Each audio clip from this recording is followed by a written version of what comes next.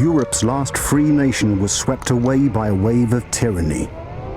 The lifeboat of democracy, lost in a storm of war.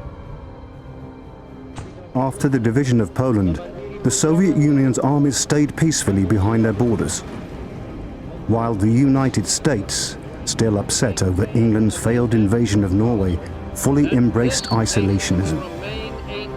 The Germans, emboldened by good weather and by Britain's Italian distractions in the Mediterranean, cleared the way for a direct assault, pummeling the capital with overwhelming air power as part of the most intricately coordinated assault yet seen in the war.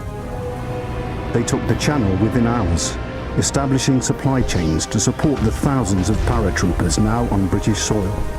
British forces fought them in the fields and in the streets.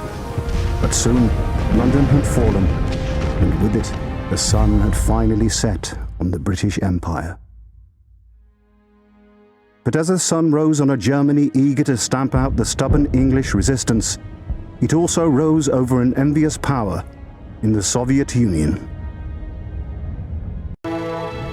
Alone we stood against fascism.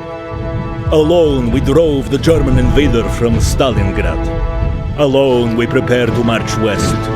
We stand on the edge of victory. But an old enemy has returned to its backstabbing ways. Japan and its puppets resist the workers' revolution in China. The rising sun is plunging its dagger into our exposed eastern lands. The Soviet Union stands alone against imperialism. We can rely on no one. We shall defeat the Japanese as we have defeated the Germans.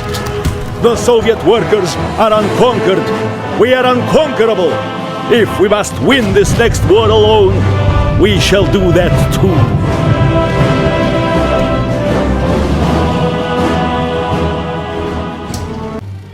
Three winters ago, Soviet forces conquered the German capital of Berlin.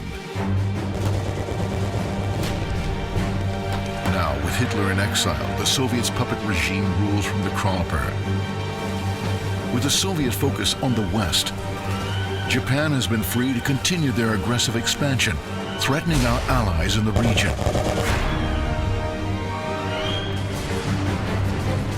On the home front, men and women are working around the clock, producing guns, tanks, and supplies to aid the remaining free nations of Europe, while building our own forces to counter the ever-rising threat of war.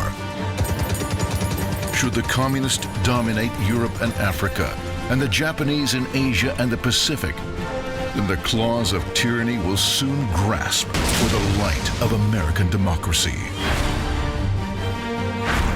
Our attempts to avoid war have proven futile.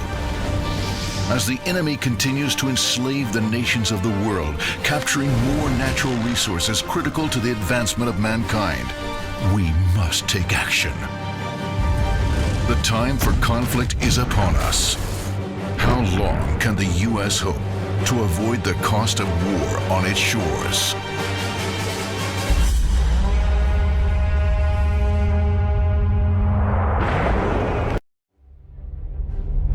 There had not been a time in recent memory when any had challenged the collective might of the Commonwealth. But as conflict engulfed the world, our enemies were foolish enough to bring aggression to our coastline. And as Japanese bombs fell on our shores, the Commonwealth was already in motion to defend her people. And when we strike back, we shall do so as a united front, with allies by our side. And together, we shall